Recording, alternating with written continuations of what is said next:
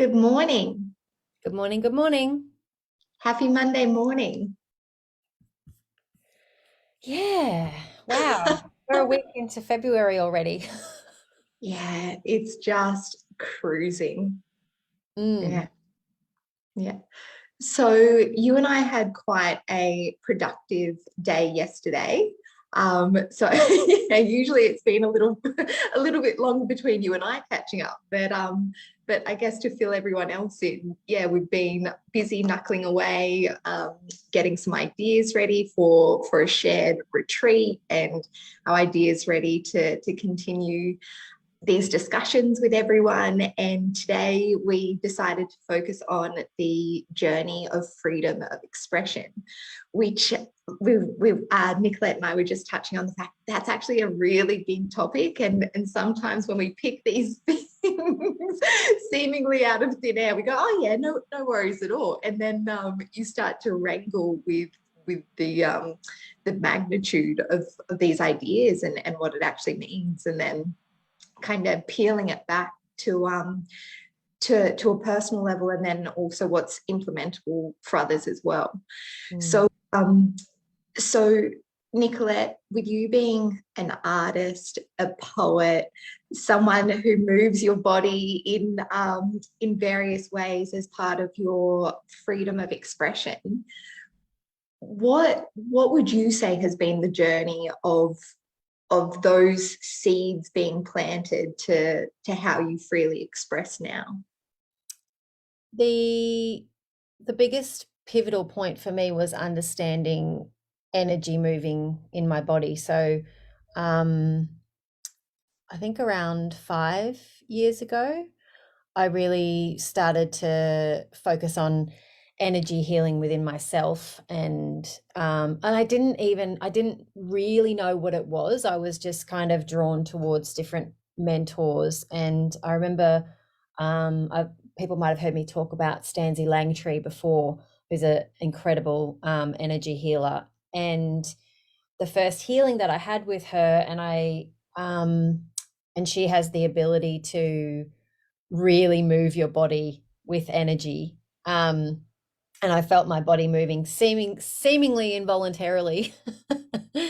And a lot of these energetic blocks that I had, because I'd been quite closed off to myself internally and energy within my body, started to shift. And I got home from that healing session and I was already painting, like I was already playing around with color, but I got home and was just frenetically throwing paint on the canvas, and my partner got home and was like, whoa, what happened there? So it was like the start discovering the energy within me unlocked that creative part of myself to be freely expressed outwardly.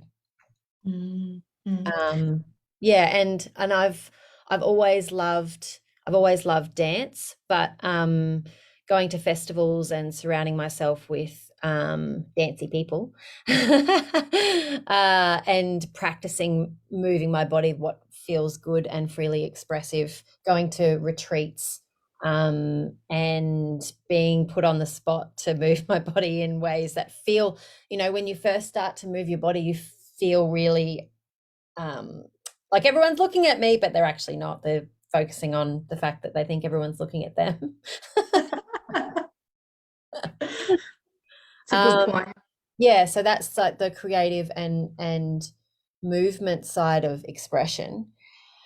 The other topic that drops into my mind is freedom of expression with your voice. So either singing or speaking your truth when you have something to say, but you constantly hold it back instead of letting it out into the world.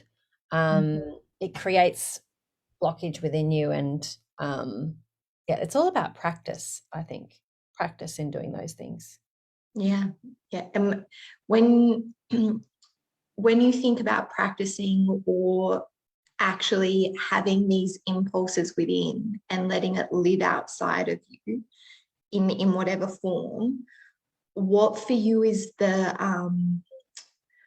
the muscle, so to speak, that you feel like you're exercising that lets you get really practiced at it. So then it's more in free flow.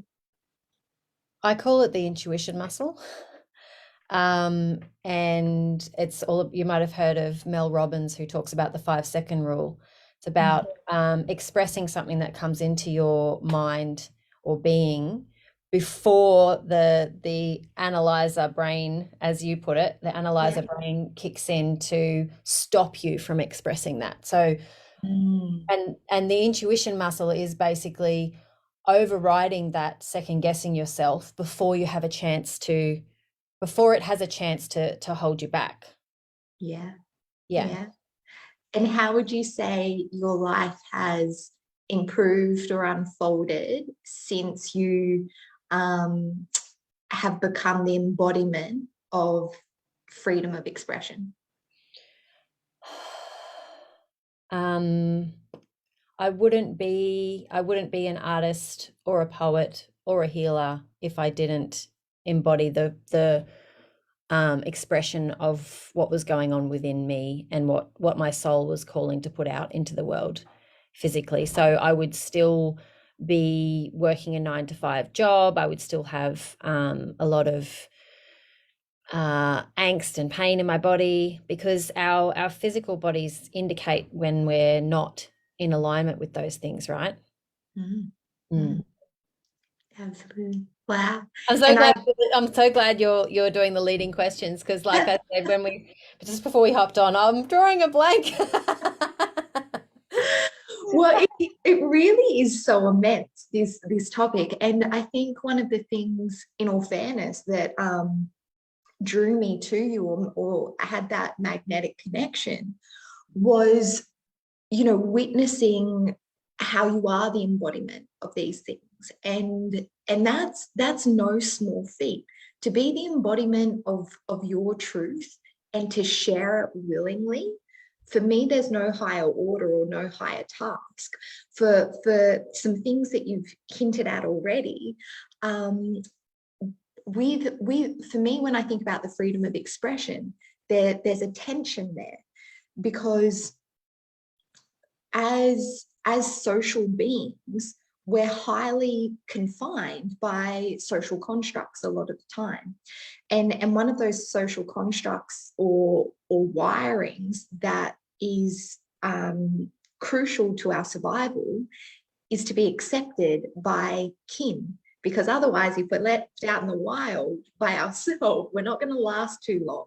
So we've only really gotten to the apex of the hierarchy by being social creatures.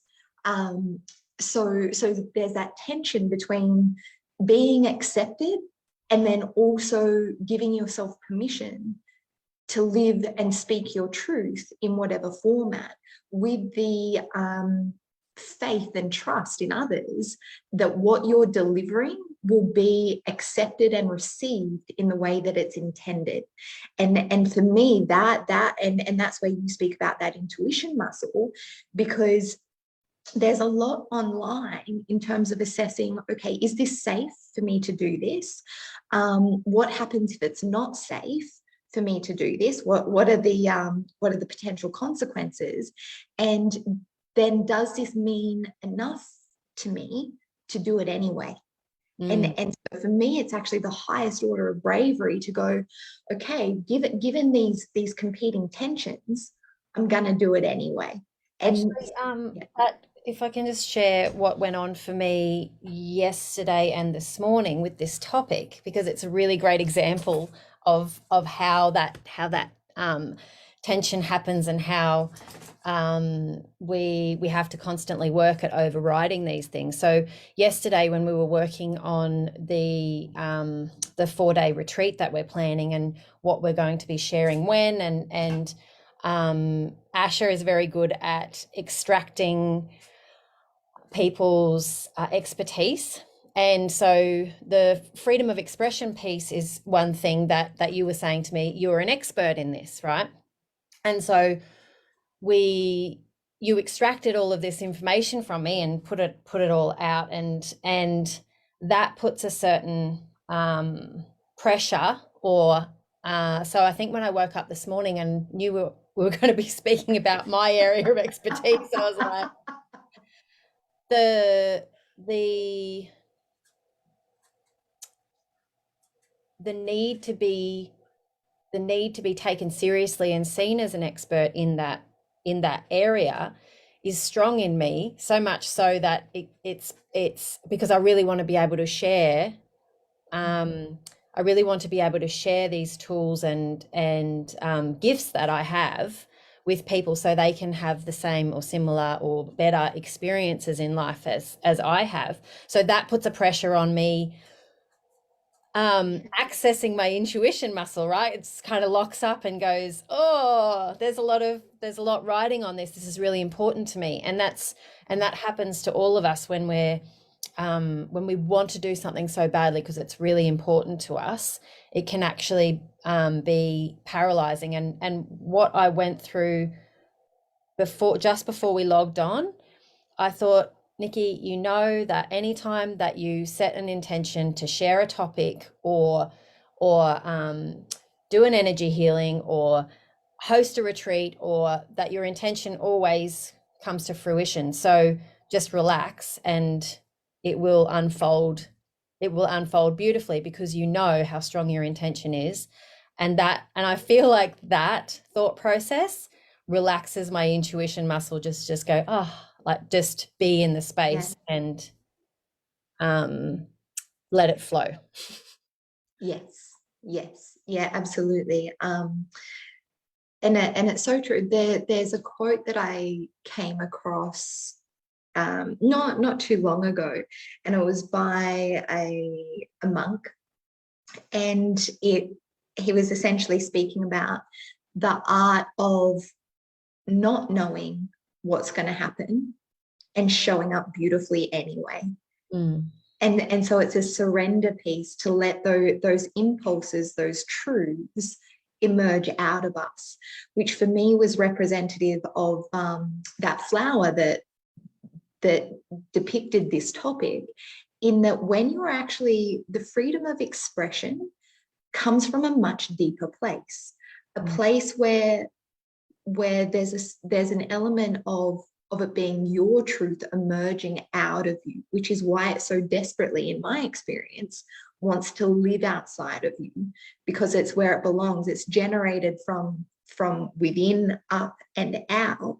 And when that happens, there's a certain resonance. And that's what allows that power of intention, in my perspective, to be felt and heard, and then unmediated by the ego or lens or the analyzer, because it's speaking to a different part of whomever we're communicating with.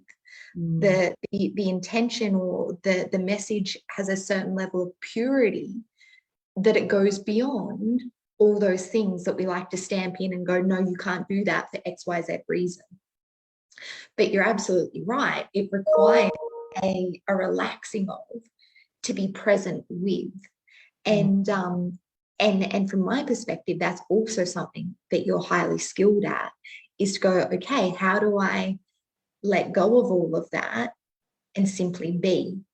And I think all of these things are what makes the difference in actually allowing a potential to come to fruition.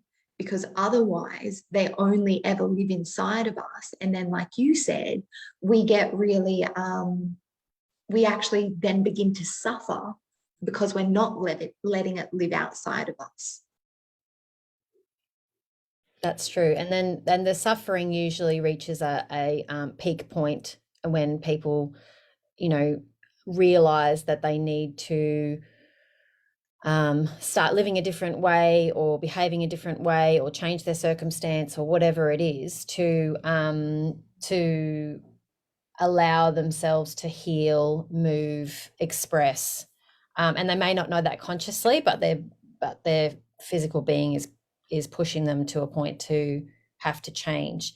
The outer what we surround ourselves with and who we surround ourselves with is really important in especially in the early days of freedom of expression, because if your Uncle Bob is constantly on your Facebook stories and he's criticizing your every move, you're going to be thinking about, oh, what's Uncle Bob going to think of this?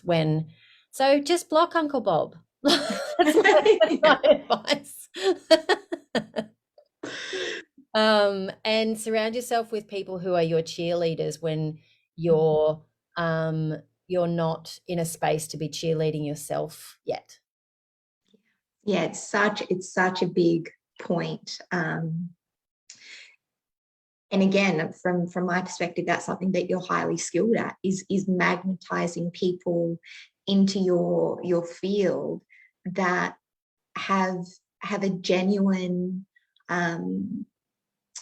support capacity for others, and a genuine desire to see others thrive and flourish. And I think that's such an important part of honoring what can sometimes be those early whispers, or the early stages of strengthening that muscle, to go, no, I am willing to act on this impulse because it means enough. And even when I've tried to, shove it back into the darkest corner of my intellectual cupboard, it keeps wanting to jump out. It's popping its head up like, yeah. I'm still here. I haven't gone anywhere. And another quote that I heard recently was, the truth is buried alive.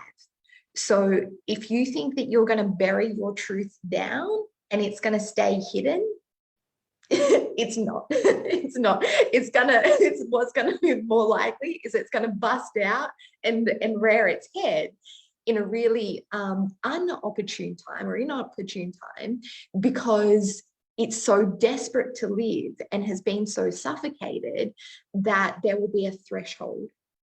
And I find the journey of the freedom of expression is, yes, putting yourself in the environment, yes, allowing yourself to synthesize your truth so it can be articulated or expressed in whatever format, whether that's a painting or a piece of poetry or a piece of art or a sculpture or the spoken word, however that wants to be represented outside of you. Actually committing to the inner work to let it be synthesized so others can share in the purity of the idea. Absolutely.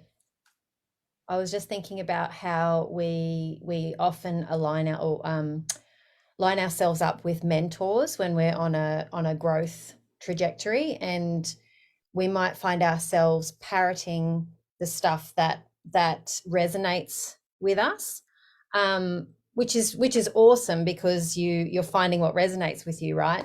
But in the process yesterday of planning the retreat, I realized that we were really drawing from our own personal experience in our teachings, and that's when you know that you're accessing your own truth, and you're freely giving it to the world as a gift, is when you're, oh yeah, that's not parroted from anywhere, that's my own IP, because I know that it's come from within me. So that was a bit of a milestone for me.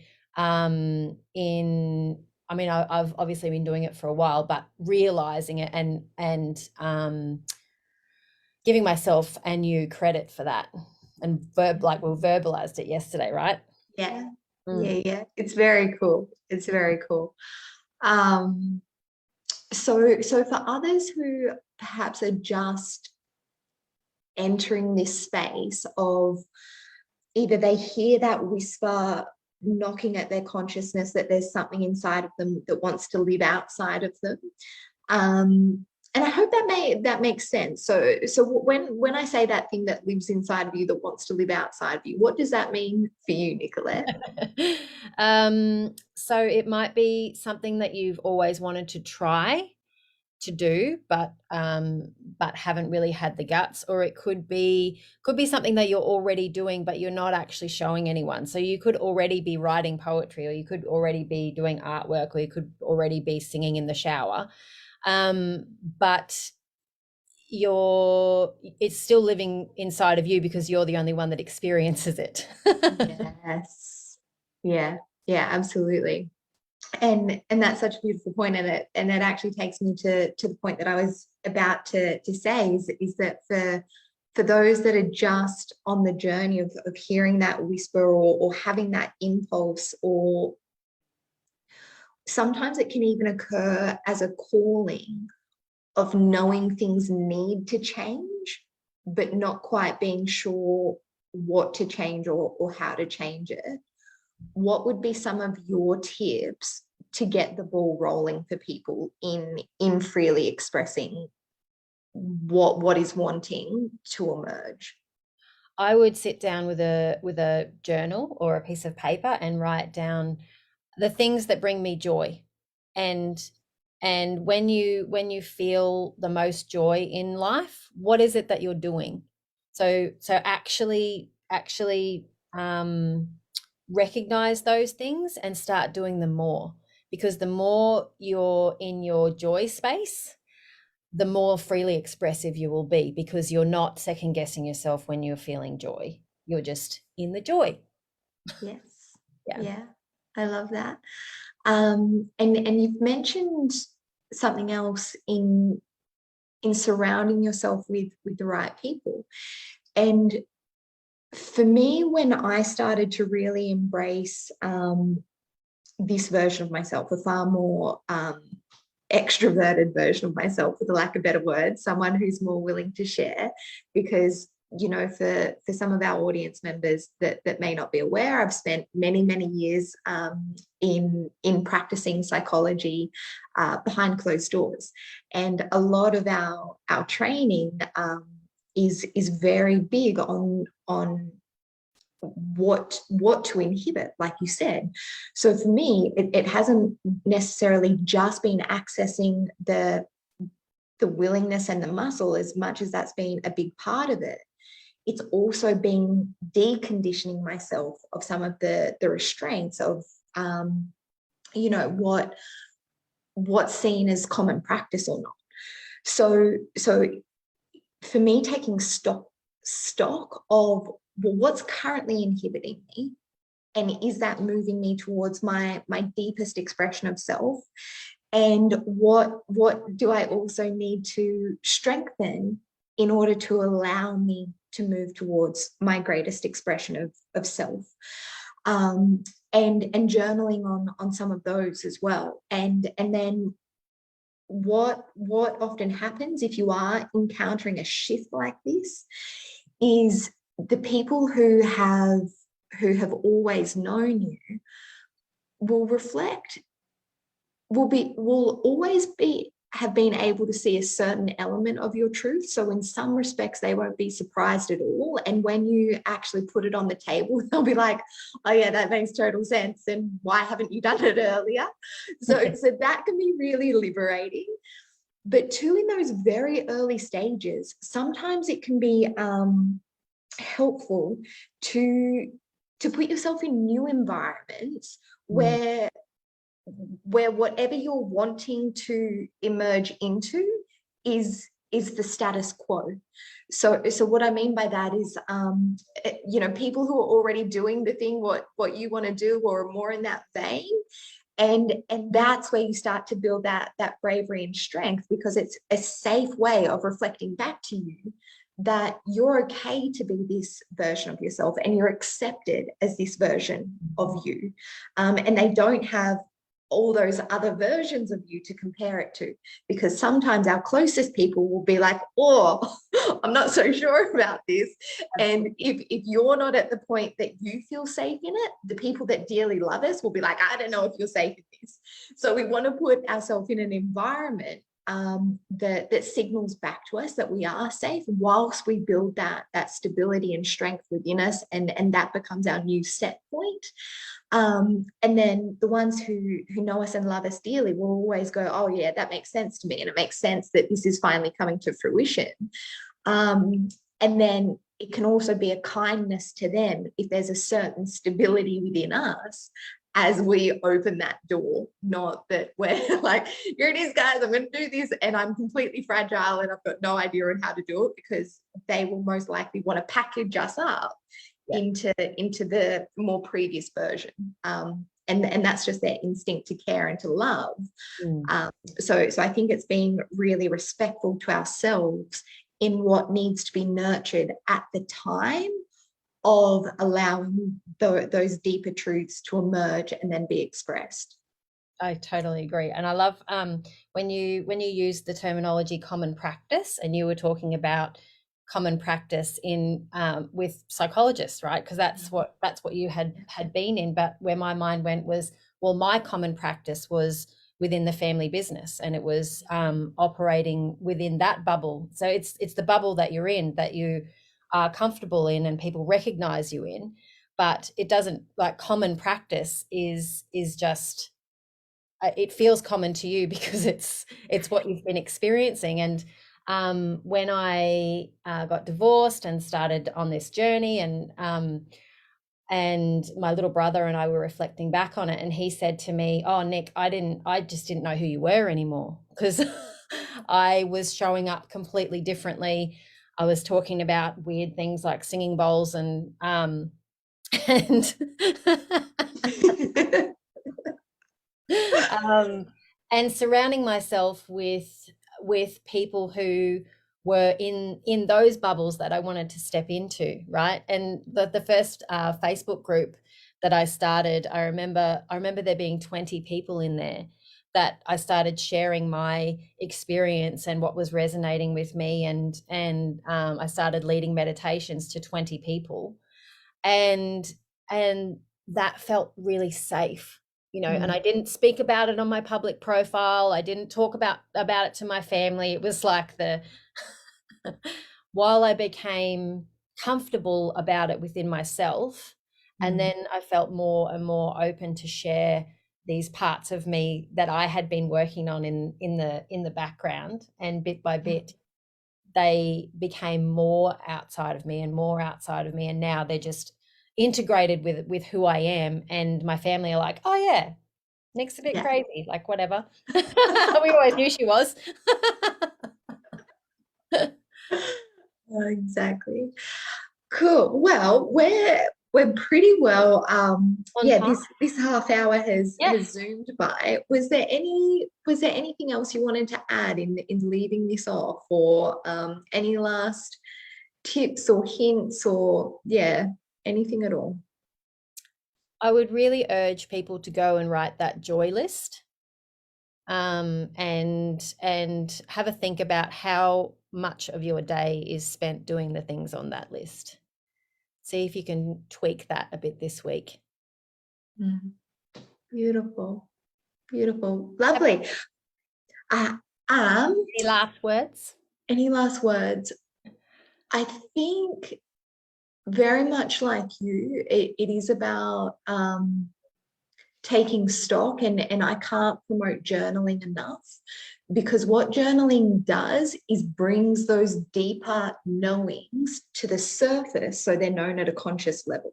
And that's a really powerful and needed part of the journey of expression, because often where people kind of get constricted or closed up is when what something is really important to them hasn't been articulated to themselves, so they don't even know how to express it to themselves, let alone bring others in to the journey, and the truth in an articulated way of what is known at a much deeper level for them. So being able to journal what brings us joy is starting to create an opening in, I can be truthful with myself, which is where it begins, and in a safe way as well. And then one of my big teachings, particularly for people going through change, and particularly for people going through delicate situations, is journaling is paramount.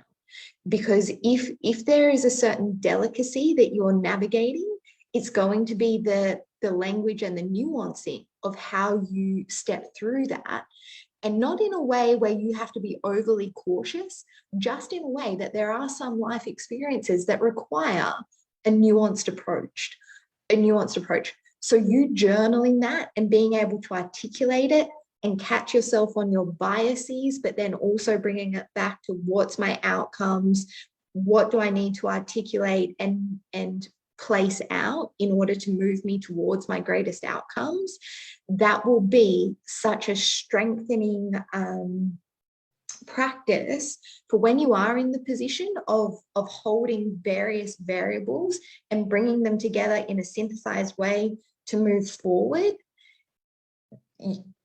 It will give you so much stability that otherwise people get caught off guard.